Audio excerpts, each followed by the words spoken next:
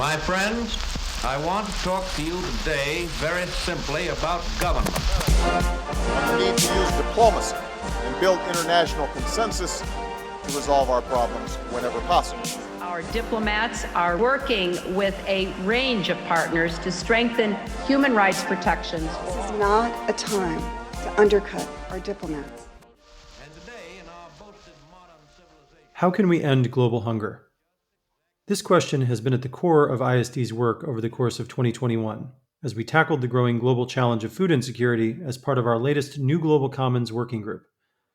We brought together a group of experts to better understand the nexus of food insecurity, instability, conflict, and climate change in order to develop recommendations for policymakers, the private sector, and the international community as a whole. In particular, we saw the need to approach the issue of hunger in a systemic way, focusing on local approaches led by communities on the ground.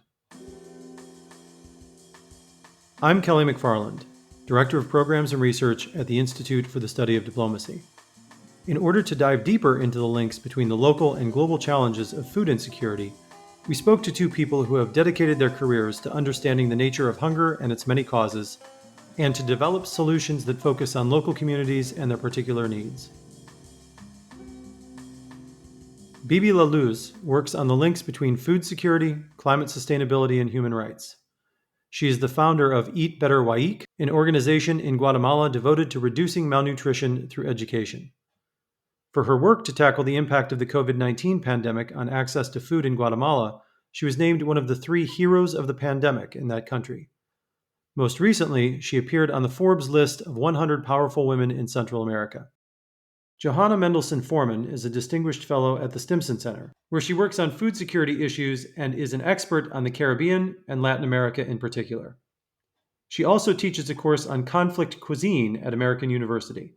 She participated in ISD's working group and helped us understand some of the big picture links between conflict, climate change, COVID, and the worsening hunger crisis around the world. I encourage you to check out ISD's working group report, Peace Through Food, Ending the Hunger-Instability Nexus, and other ISD publications on food security in our show notes. You can also watch a recent event ISD hosted with the Stimson Center featuring Johanna Mendelson Forman and other food security experts on our website, isd.georgetown.edu. Joining us today to talk food security, conflict, coronavirus, climate change, and everything in between, and hunger, we have Johanna Mendelson Forman and Bibi La Luz Gonzalez. So welcome to both of you, and thank you for joining us. Thank you, Kelly. Thank you. Johanna, can you give our listeners a little bit of a background on how we see food insecurity and how we have seen it in the past, food insecurity and hunger driving conflict in some specific areas? I know it's a big, there's a lot of talk today about, Tigray and the conflicts that are going on there, and Afghanistan has come up a lot recently with a lot of the UN statements that are talking about the just massive humanitarian issues that are going on there. I think to talk about the big picture, and that's such an important question, Kelly, is that climate is now being talked about as a driver of food insecurity. And the Intergovernmental Panel on Climate Change at first never connected the two, though it was clearly an implication that if you had a climate that was getting hotter, you were going to have impact on agriculture. But the last report that came out in 2021, in September, by the working group, clearly made the connection. So that's very important in terms of getting communities and constituencies involved in addressing and taking action on these issues on the same page. So that's the big thing. But the climate change issue is not new. And I think as long as I've been working on post-conflict countries or conflict countries from the early 90s, when the World Bank decided that reconstruction and development, which is the role of the bank, also needed to address conflict, we've always known that the places where we see the most conflict are places where the temperatures were rising and where people were not being able to work in agriculture because they were being pushed into urban areas. So climate change has a lot of implications on food because people are driven out of countryside to cities, so there's not enough food production, or there's a problem of getting food to market.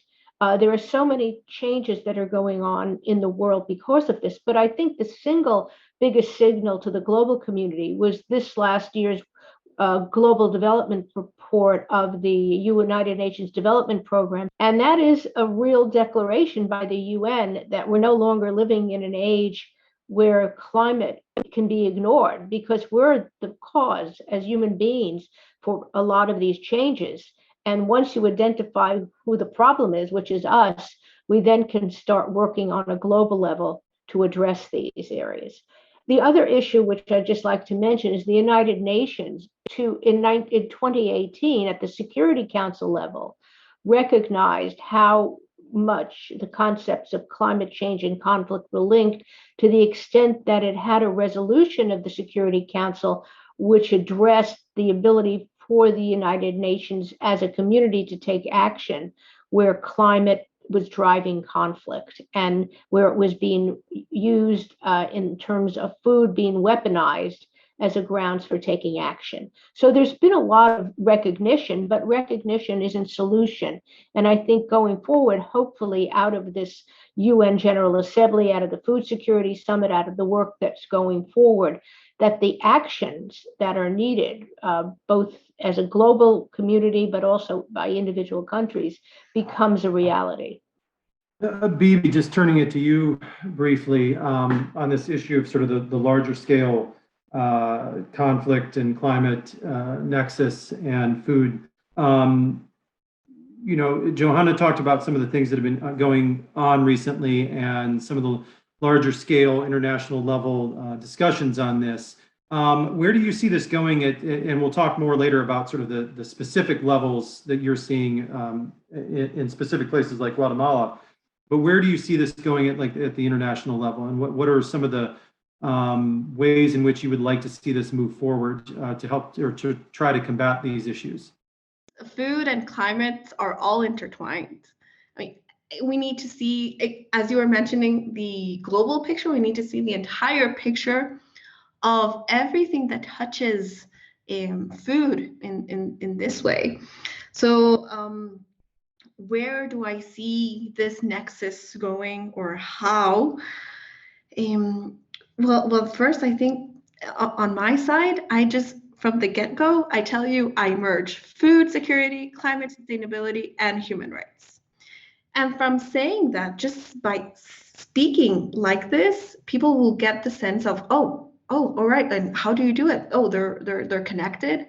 And then you get that sense of a emotion of people. And reading the report that you just published on Peace Through Food, there's exactly one point, which is language. And it's so important how we understand our relationship with food, towards food, and everything that surrounds us. I mean, climate, years back, we used, when there was nothing left to say, we were like uncomfortable situation when meeting someone, or, in the elevator, you would speak about climate. Like, oh, the weather is sunny, it's raining, oh yeah, so terrible. But then actually these aren't small talk. This is the main thing that we need to be focusing on. And just so by changing how we speak, how we understand, how we relate to food, but also how it's intertwined with climate. And I'm really optimistic that we are getting at it was about time, right? That this has got to be the main topic to move forward. And we cannot look away because it's just in front of there. Well, I hope I kind of answer your question, and it's just the moment. What I expect is that, yes, big companies, government are aligned in something that isn't just benefiting a small percentage, but that goes to the majority of people who are even working the lands, who are consuming, who are producing, and those within all the system.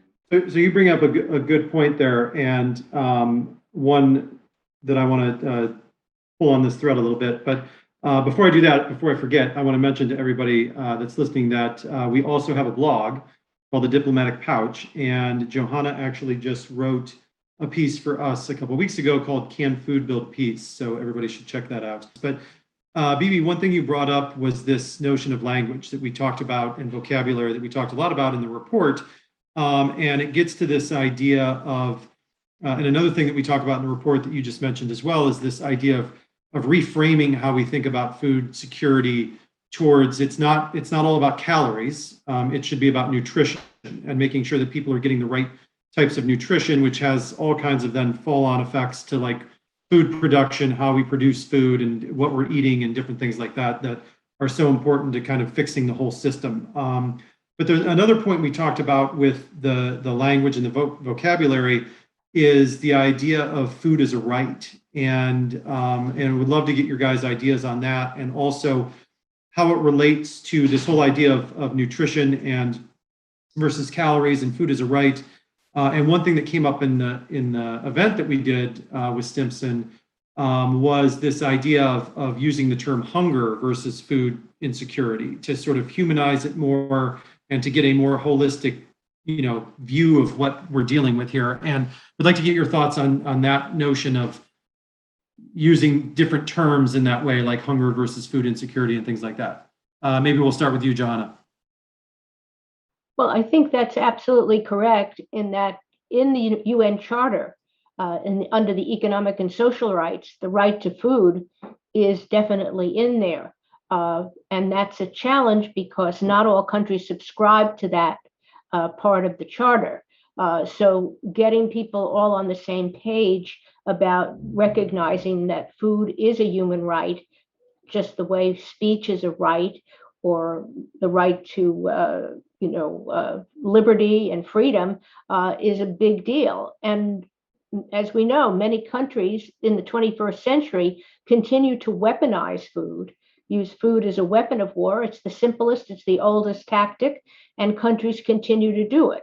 So I think we need to be on guard, and we need ways to respond to it. Look what's going on in Syria. Look what's going on in Ethiopia, in Tigray. Look what happened in Yemen when the ports were closed by rebels and food could not get across. So the challenge is, in a world where there's enough food to eat, how do we get people to have that access to good and nutritious food?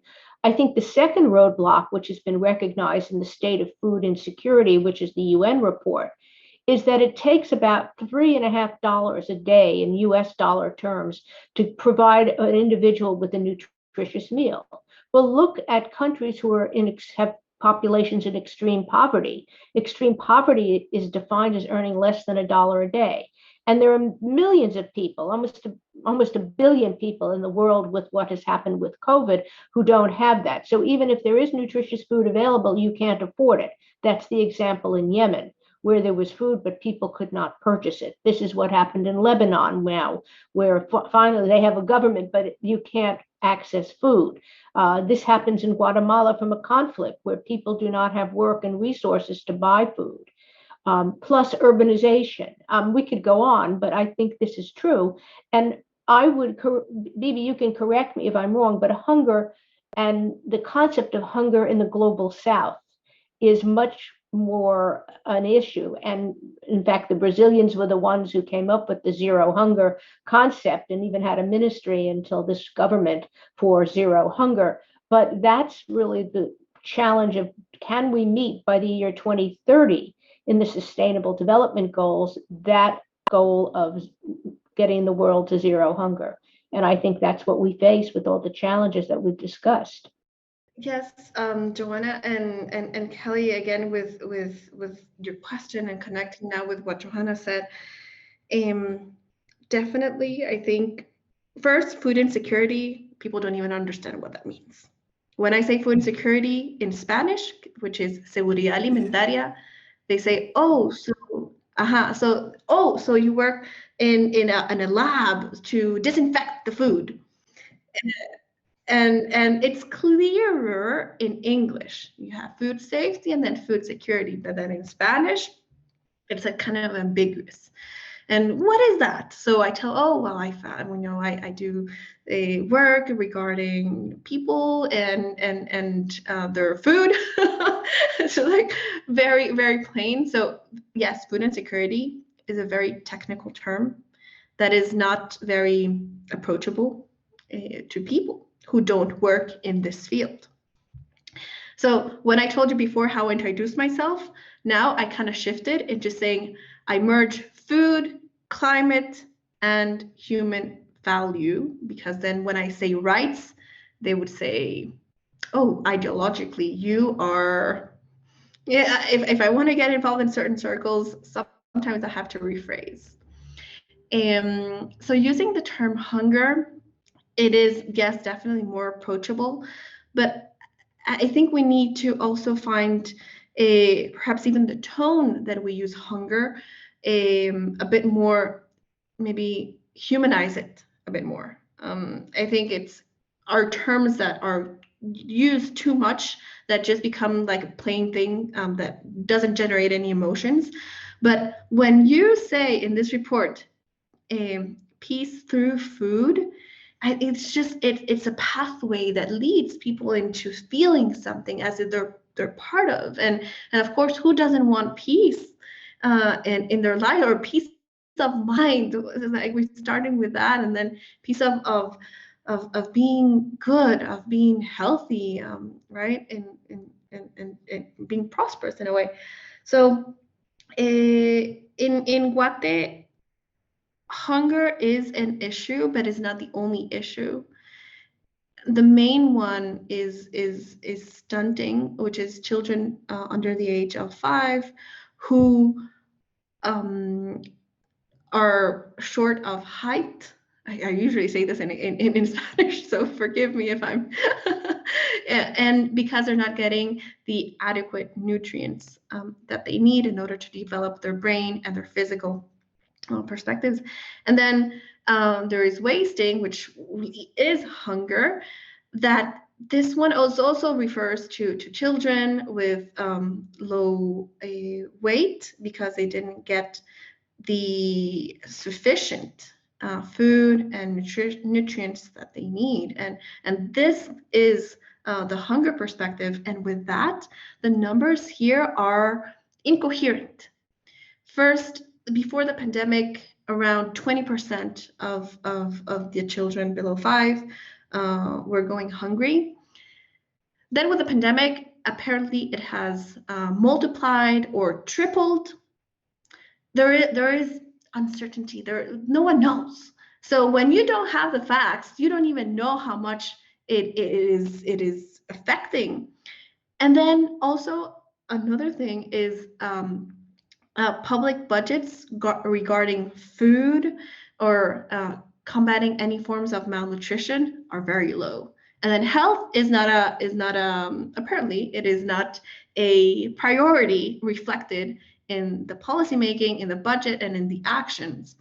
So basically, we're hungry of so many things that need to happen in order to have that right to food. And not only that, but the option of also being a right of nutrition at all times.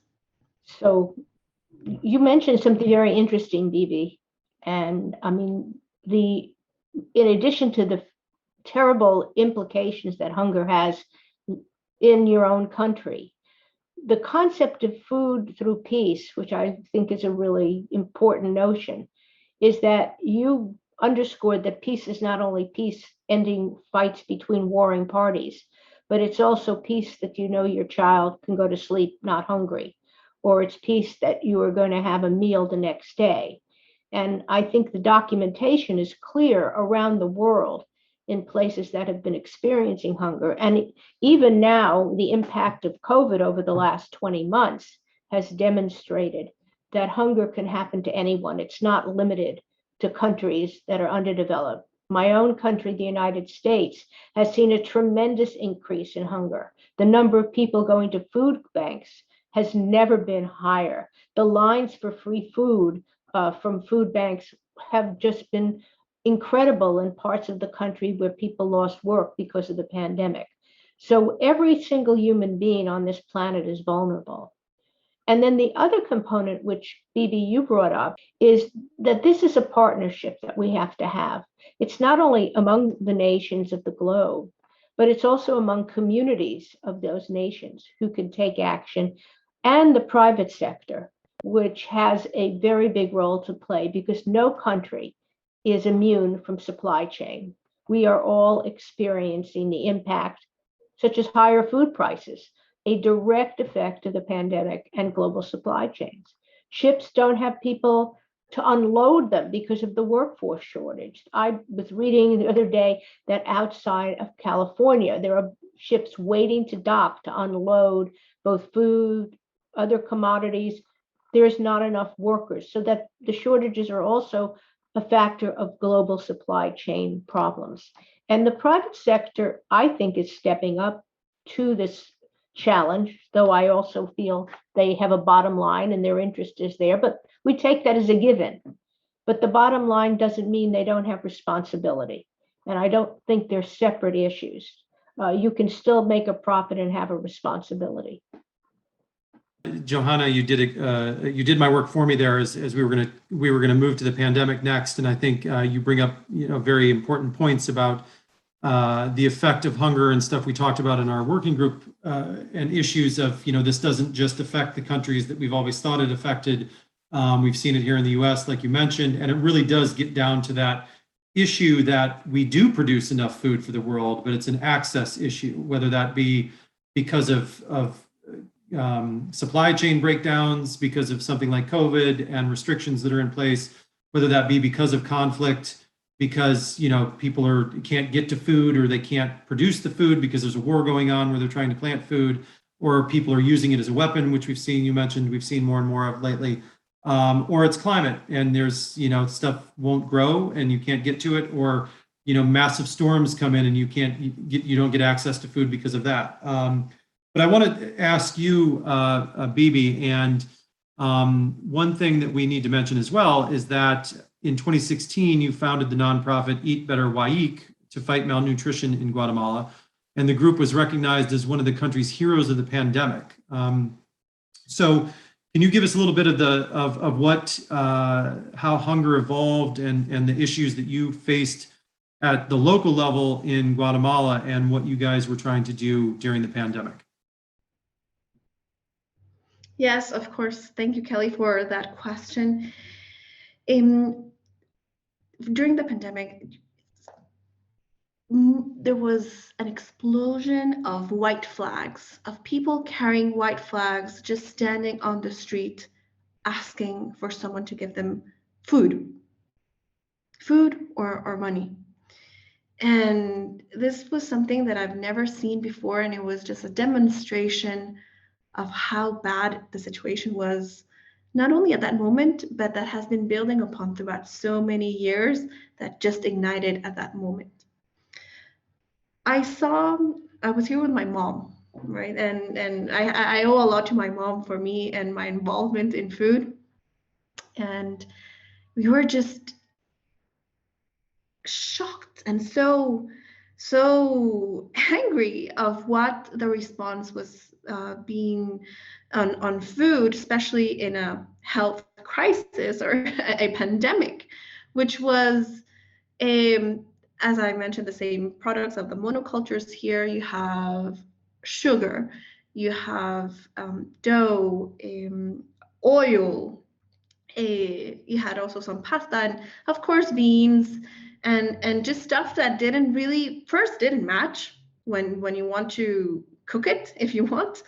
And then we were saying, where is the nutritional value in this for the person to be protected and to strengthen their immune system when there is a health crisis? So that's why we started doing these improved food baskets, where we included the majority fruits and vegetables, then grains and complementary foods, especially for children over the age of 6 months old. And of course, we promote breastfeeding. So the produce that we got was mostly from smallholder farmers, markets, and food banks that either way were some was for export, and then because everything was shut, it was going to go, it was going to be lost. So we got that as well from the food banks to reduce food waste, and just to value what is being produced here. And over here, the fruits and vegetables are extremely cheap. But sometimes the people even who produce it are not consuming it. Rather, they go and buy some other, let's say, high calorie products. So that was our motivation in doing so, and we reached over 6,000 people just last year, with collaborations as well with partners that we grew more. And then we understood that, even in the food pantries, we were donating these very high nutrition foods, but then they were mixing it with other unhealthy ones. So we were, all right, so we're going to give a bit of conditions. When you're getting these products of us, please make sure that your menu is as healthy as possible, to promote that health, right? And yeah, I think it was fantastic to be recognized in Guatemala of our efforts, because we are trying to change even the mentality, the way of responding, of doing things, and the value especially that is done here, because we're getting to a place where other people are also in that mindset and being that change where it's possible. Well, that's, obviously very important work that you're doing, and congratulations on that. I wanted to ask you, and we'll get you guys out of here on this one, and I'll see if Johanna has any comments on this as well. But one thing we talked about at the working group was this notion of, not every situation is the same, obviously. So doing a lot of these top-down sort of plug and play fixes for nutrition and hunger don't necessarily always work in the local context, and that we needed to focus on the local. But there's also a notion of, at times, when applicable, trying to take things at the local context and maybe working upwards from there and expanding what's worked at the local level out to other areas. In your experience in Guatemala, maybe in things you've seen or in what you have been doing yourself, do you think there's anything that can be sort of exported either regionally or beyond? And then Johanna, if you have any comments on sort of like on this notion of expanding the local context outwards. Of course, this can be done anywhere. It's just valuing what you have at the local level that you produce, not maybe aspirational to other things that perhaps aren't necessarily from the main producer. But really appreciating and understanding the value. I think there's a missing part of knowledge there, and clear information. What really pushed me in creating my own organization, besides my health issues and also health regarding climate with so much pollution, that's another story. There was a woman who was feeding her baby soda in a bottle. And I asked her why she preferred soda over milk. And so she replied, because soda was more expensive than milk. So she thought if something is more expensive, then it must be better. And this is a general knowledge all around the world. And it has some sort of logic, but it's a distorted logic when it comes to that. Then we understood that she didn't value herself enough as a good enough woman, and much less so the free breast milk that was coming out of her for her baby. So first, we need to understand that, yes, there are systems. Systems are comprised of individuals and communities. So it's really important to give them that sense of importance, of value, and joint action as well. So one thing I was thinking about, Bibi, and in terms of COVID, which you mentioned, is the whole idea of food waste. You were talking about going to people who were exporters who had all this food that was going to rot because they couldn't get it onto the market roads, onto the ships. And Guatemala has a large amount of tropical foods that are exported to the US. Food waste is also totally tied into climate change. The Project Drawdown, which I'm a great fan of, has said that if landfills were a country, it'd be the third largest emitter of greenhouse gases in the world. And it is true that all of these, places that have local farms or exported farms could be brought into a network to produce food for your baskets, food for food banks. To some extent, it was during the pandemic, but not enough. I mean, it was even in countries like the United Kingdom against the law to dumpster dive, as we said, and they finally changed the law, but people would be doing that because they were looking for food. And so we have to, as a community, both locally and globally, find solutions to food waste so that it's more than just eating up what you have in your refrigerator, though that's a first step. But many people in the world don't have anything, let alone a refrigerator. And we have to find a way to connect from local farmers what is there. Johanna, Bibi, I want to thank you so much for spending some time with us this morning. This was fascinating and I think an extremely important discussion to have. There's, a lot of moving parts in the battle against food insecurity, and we need to have more conversations like this. That was Diplomatic Immunity. Thanks for listening. Please rate, review, and subscribe to this podcast, and tell your friends and colleagues to come find us on Apple Podcasts, Spotify, or wherever they listen to podcasts. Follow us on Twitter @GUDiplomacy, and visit our website, isd.georgetown.edu, to learn more about our work. See you next time.